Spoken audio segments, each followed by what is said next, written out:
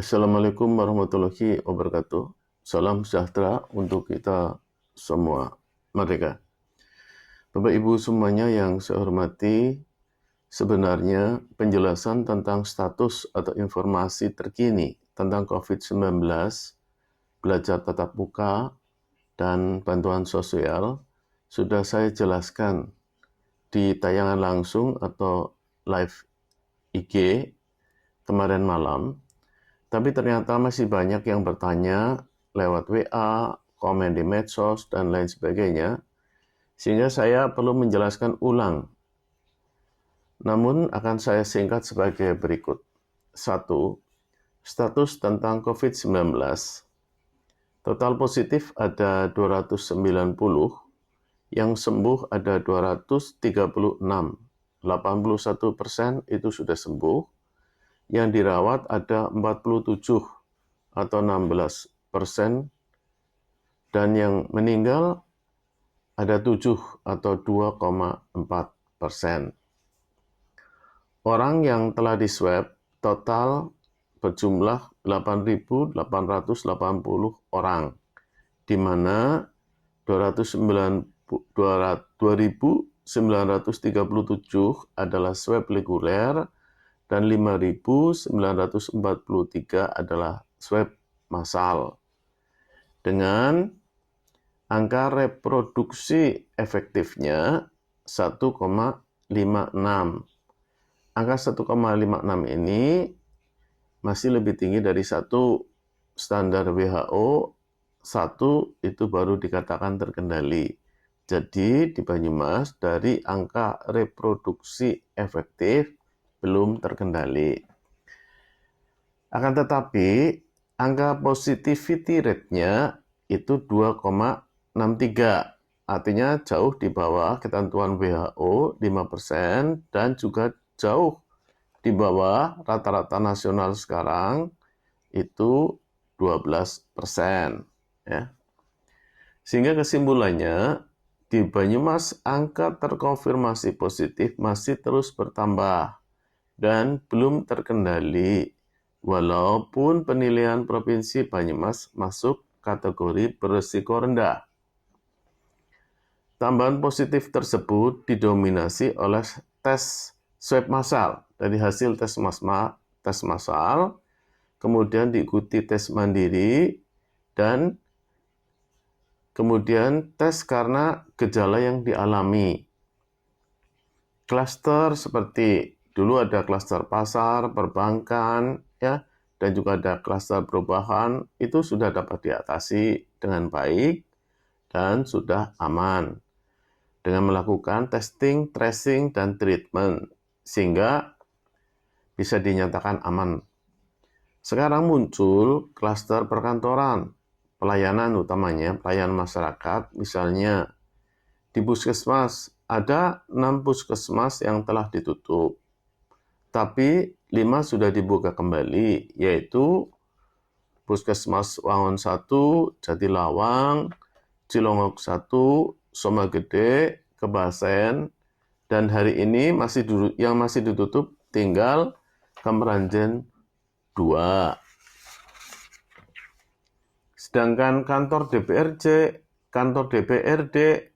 juga masih ditutup sampai dengan hari Rabu depan atau tanggal 26 Agustus 2020. Sebab ada 2 yang terkonfirmasi positif dan terindikasi kuat bisa bertambah lagi. Sehingga seluruh ruang harus didesinfektan serta para anggota DPRD harus diswab ulang. Walaupun sudah 1 bulan lalu itu diswab.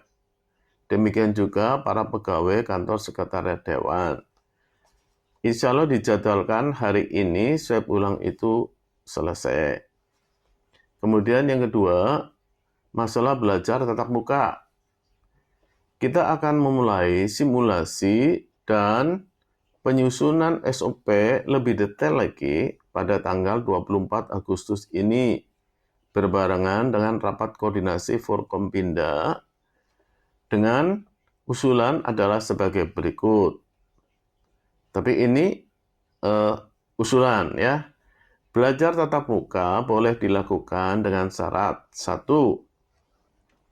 Semua sekolah, ya, baik negeri maupun swasta, harus mendapat izin tertulis dari Ketua Gugus Tugas atau Satgas Percepatan Penanggulangan COVID-19 Kabupaten Banyumas yang didahului dengan surat permohonan dari para kepala sekolah. 2. Setiap murid atau siswa harus mendapat izin tertulis dari orang tua siswa atau murid. Di sini terkandung maksud orang tua siswa atau keluarga sudah mengerti betul akan risiko yang harus dihadapi, terutama orang-orang yang rentan atau mudah tertular dan berisiko tinggi yang ada di dalam rumahnya. Biasanya adalah orang-orang tua dengan komorbid atau penyerta penyakit berat. Bila mana siswa nantinya akan bisa jadi menjadi OTG dan bisa menularkan kepada anggota keluarga, maka anggota keluarga tersebut sudah terlindungi dengan baik. Kemudian, yang ketiga, pembukaan belajar tatap muka akan dilakukan secara bertahap dan terseleksi dengan baik oleh tim seleksi belajar tatap muka oleh pemerintah Kabupaten Banyumas yang bekerja sama dengan perguruan tinggi yang ada di Kabupaten Banyumas, misalnya UNSUD, UMP, dan lain sebagainya, untuk menentukan zona merah, zona kuning, zona hijau dalam rangka belajar tatap muka. 4. Kebijakan ini dapat berubah sewaktu-waktu disesuaikan dengan keadaan dan hasil evaluasi baik kompilasi data, analisa sains, metodologi ilmiah yang kami lakukan secara periodik, yaitu mingguan. Kemudian berikutnya adalah masalah bansos. Bansos, bantuan langsung tunai atau BST, ya, dari Kementerian Sosial tetap akan dilanjutkan, hanya saja nilainya berkurang. Yang semula 600.000 menjadi 300.000. Ini keputusan Menteri. Dan pencairannya tahap 4 dan 5 ini akan digabung. Akan dicairkan dimulai tanggal 25 Agustus bulan ini. Terima kasih banyak. Wassalamualaikum warahmatullahi wabarakatuh.